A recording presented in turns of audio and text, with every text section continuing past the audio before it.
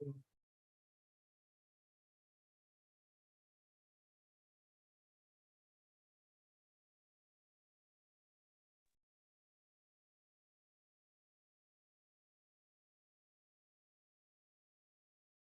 everyone. So today's topic is conjunctivitis, because nowadays it's epidemic. You can see the redness of the eye. There are various reasons of redness of the eye. Most common reasons are conjunctivitis, maybe corneal infection, iridocyclitis, and glaucoma. And just you have to differentiate out of this which is conjunctivitis. See, in conjunctivitis, you will have more of a redness which is all around, means in front of sclera, whatever sclera you are seeing in that area, you are going to see redness. And lots of discharge will be there. Usually, if it is a more of a whitish discharge, it is usually bacterial. If it is watery discharge, usually viral. And mucoid type of discharge, usually allergic. But along with mucoid, if there is a itching, then you have to think of allergic. And before that, we should know exactly where the conjunctiva is. It is just in front of the sclera. And of course, at the palpable area of the lid also, this area is also, there is a conjunctiva. So redness will be all around and it will be in the palpable area also. And in case of conjunctivitis, whenever you see, you will see small white follicles. They are usually viral, or it may be bacterial also. So you will see follicles, usually redness, discharge will be watery, because nowadays epidemic is of viral conjunctivitis. So again, we have already spoken regarding viral bacterial. Usually the bacterial and viral causes usually because of transferred by, the organisms are transferred by contact. And usually viral transferred by sneeze or cough. So always remember, try not to touch your eyes, because our hands, with our hands, we go on touching everywhere, and there may be some discharge there, and we touch our eyes and we get infection. In allergic, of course, you have to find out what is the cause. Most common is dust allergy. Here, you are already seeing there's a white discharge, bacterial allergy. You will see lots of papillae, small red type of things you can see in this palpable area. Allergy. Viral, you will see more of follicles and lots of redness, watery, but the discharge is not a whitish color.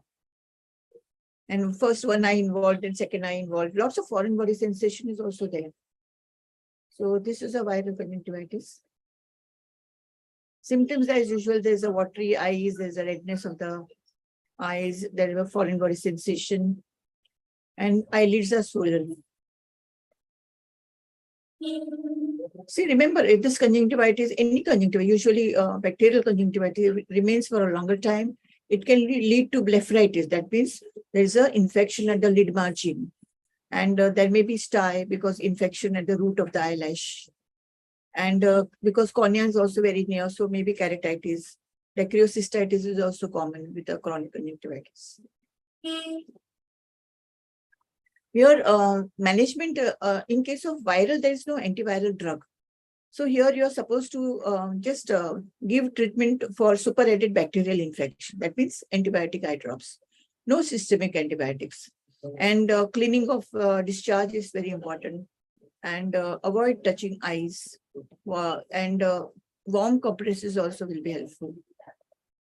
Always wash your hands before doing anything. Go on washing for a long time. Very important. But for prevention of conjunctivitis, one person in the family is having conjunctivitis. Always remember, if you don't want conjunctivitis, don't touch your eyes. If you are going to touch your eyes, you will have. So remember this. And after allopathy also, there are homeopathy treatment also, that also you should try.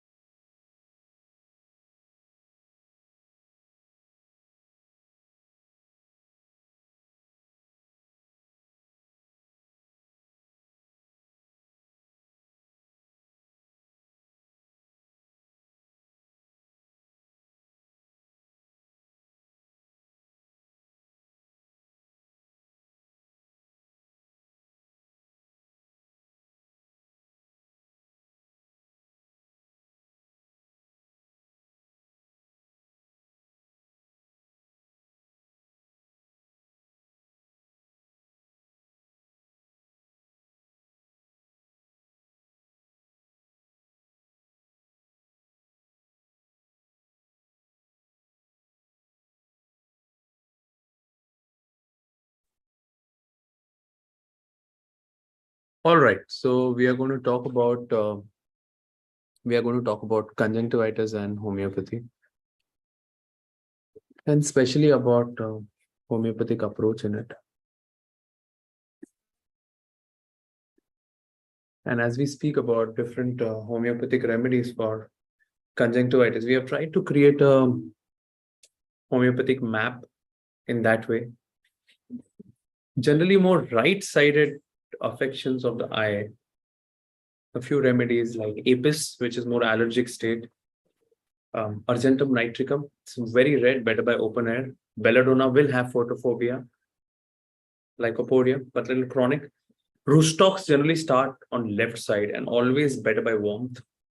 Euphrasia. Nux vomica, allergic conjunctivitis with coryza. And the other thing is to know whether the patient in the acute with this redness and congestion of the eyes is more chilly or hot. If it's hot, generally apis, pulsatilla, argentum nitricum, sulfur, Morgan pure. This is a very important bowel nosal.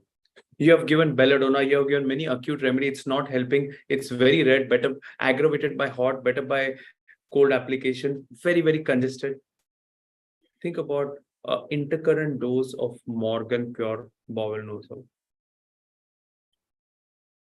Pulsatilla also very hot in conjunctivitis, but there can be a yellowish discharge and better by cold air.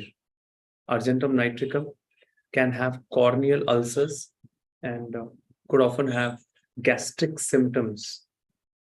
Apis generally will have a lot of itching, better by cold bathing, and always right to left is apis, and generally burning and itching is generally apis. The other symptom of apis is well says when sick. A little more chilly patient with conjunctivitis. Few remedies worth noting. Euphrasia, the extreme watering of eyes with acrid lacrimation. But generally, always remember, euphrasia better by winking, always winking. Moxol with more syphilitic miasm, it's more for a more deeper structural issues like uveitis and iridocyclitis. Belladonna, generally in the first 48 hours, and strong photophobia, better by dark, better by pressure. Aconite, ferrum phos are other remedies where aconite is generally a conjunctivitis with photophobia with typical anxiety. And ferrum phos, its main thing is it is partial redness. And one area is red, not the whole area. In a little lesser known remedy, if I want to tell you a couple of interesting remedy. One is a remedy called as guaria. And in this conjunctivitis, they could often have pterygium.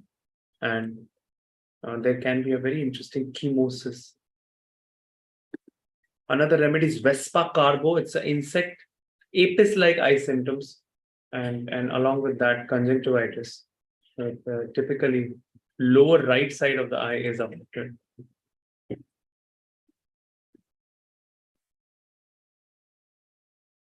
Finally, individualistic approach would be very important, along with homeopathy, very healthy lifestyle, a more healthier immune system, which can come up with chronic treatment of homeopathy and lifestyle change that we suggest. You can contact us if you need our help, gorangg@gmail.com. But generally, homeopathy can really help in many of these conditions. Thank you.